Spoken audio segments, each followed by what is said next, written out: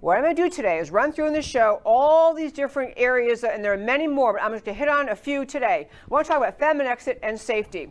You know, women, we were told in the past, that women they vote for safety. That they really, that's a big thing that drives women. Now, I know I'm in favor of safety. I don't know anyone who isn't in favor of safety. But safety tends to drive the vote for women. They want a country, they want a neighborhood, a town, a city, a state, a community. They want one that's safe. And so just tell me how it is you think America will be safer, that your community will be safer, women, if you vote for the party that is pushing to defund the police. Just stop. You put those two logical things together. The party that wants to defund the police, that has hordes of people on their side in Washington and around the country standing up demanding defund the police, and somehow you think that's going to make you safer. So when you have a burglar at your door or a rapist in the parking lot, you're going to call a social worker, or you're going to call, as happens now already in Dallas, you call 911 and say, hey, we don't have anybody. Going to be a while. You're going to hold off here. We'll try to get somebody there. As your life is at risk, your life is at threat. The idea of defunding the police is not just a Democrat Party mantra. It is a mantra that springs from the way the Democrat Party is thinking in this country. Defund the police flows from the anti-American lies that the left is spreading, that the leftists have bought into, that they are spreading around this country. The idea that police are the source of our danger, that police are the source of the problem, that police are the bad guys, and thank goodness the Democrats are coming to get rid of police and in their place put in, I don't know, maybe a BLM volunteer could show up at your door. People, this is insanity. And I think part of what happens to women voters is we think, well, they're not really going to do that. I mean, they're saying defund the police, but they won't really do that. You know how many cities have already done it? How many cities in America? If there's a speech in person, I say, raise your hand. How many cities? 13 cities. 13 cities have already defunded police, in whole or in part. Crime rates skyrocketing in those cities, especially New York City. Skyrocketing, and fewer police available to help you, and police less and less and less willing to come into your neighborhood and risk their lives, and police demoralized as you see police chiefs, leaders in the police departments around the country are resigning because they're being told by their own city fathers, by the city council, by the people who run the city, we don't value you, we think you're kind of ridiculous, you're useless, you're gone. So you tell me, women, and I know actually if you're listening to my show, you don't support defunding the police, but I'm telling you these talking points today. I'm going to run through a bunch of them. I'm telling you, you have to have them ready at your fingertips, at the tip of your tongue, when you have some woman say, well, I really can't vote for Trump because I don't like his tweets. I don't like his hair. I don't like what he said about, somebody one time. I don't like how he handled this. You have to understand, the choice this year is stark. The choice is between keeping America or losing the whole thing. Trump will keep America. He'll work to keep America safe. He was not going to defund the police. He's going to defend the police. And you have the left on the subject of safety happily touting the idea of defunding the police. Just ask yourself how safe your neighborhood will be. That's one issue, women, feminine exit, and safety, is the defunding the police. Ought to be the end of the story. There shouldn't be a woman in America thinking, I'm going to go ahead and vote Democrat, and I'll just live with the reality that they'll defund the police, and I might not be able to have someone rescue me when the murderer breaks into my house.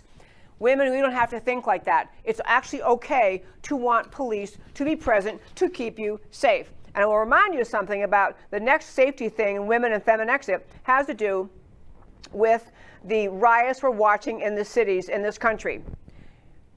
I don't think that, and we're not watching protests. Protests are happy, peaceful things where you show up, you wave a sign, you stand where you're allowed to be legally, you hold a microphone and say, I support whatever it is. That's a protest. These are riots. These are criminal thug activities in the streets of our city, riots, property destruction, and there isn't a Democrat in America willing to condemn it. You did notice, by the way, the entire DNC convention, no one says a word about the riots in the cities. No one says a word about the Marxists behind the Antifa movement. No one says a word about the fact that the Black Lives Matter organization is a Marxist organization dedicated to destroying the family. None of that happens. But now, of course, after Don Lemon points out on CNN, hey, polls aren't looking so good. It turns out people don't really want to have the police gone. People think that's bad. People don't like these riots.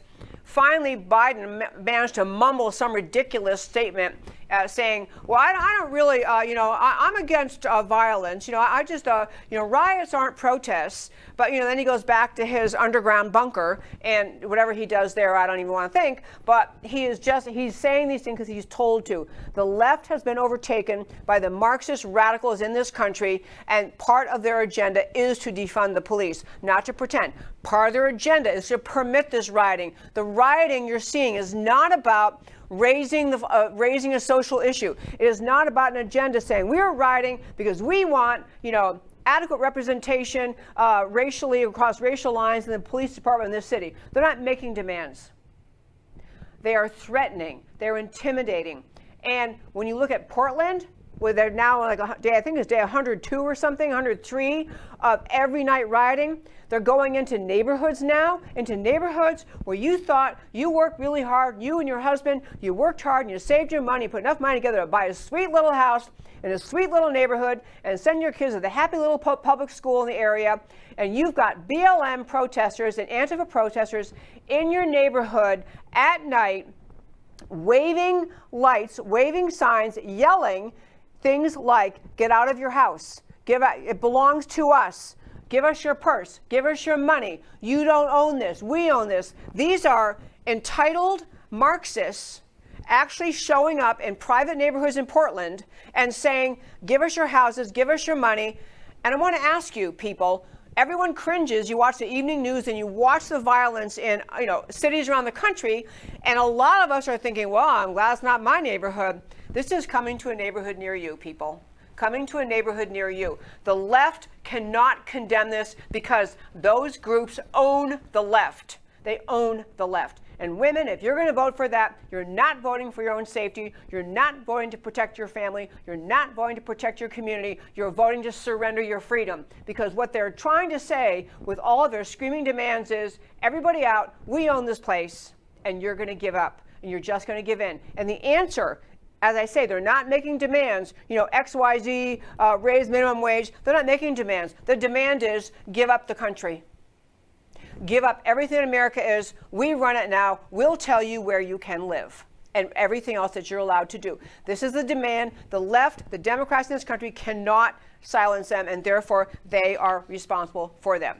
There are many other things about feminine exit and safety. I'm trying to give you reasons and a quick run through, just the idea of why it is we think that we're going to continue to try to claim as women that we stand up for safety, and yet you're going to vote Democrat? Because they'll take your guns away and let the rioters riot, let the looters loot. And on safety, by the way, Democrat policies of, hey, you know what? Steal something for worth $750 or less. Don't worry, we'll let you go. No prosecution, the end. That's the message. Not just the message. That's happening in cities around this country, including Dallas. You have all sorts of policies where they don't hold people. They arrest people for something violent. They don't have to post bail because bail is racist and you can't have bail. They get back out and they kill someone. This is Democrat policies. If you don't have law and order, you have the criminals in charge. It's one or the other. If you don't have law and order, and there are cases in Portland where actually violent protesters arrested once, released, and then they went out and killed somebody. But hey, you know what? At least we don't have racist bail policies in place. Ladies, you cannot get drawn into the crazy of the left and think you're somehow going to keep a safe America if you let them be in charge of this country. They are showing you in the streets of Portland, Chicago, New York, all over this country what they will do if you just put them in power. You cannot be a supporter of safety and vote for the Democrat Party. The Feminexit thing, this ought to be enough for women in America to say, you know what, every other issue aside, I'm not voting to lose law and order. I'm not going to vote for chaos in my town. That's the reason for Feminexit.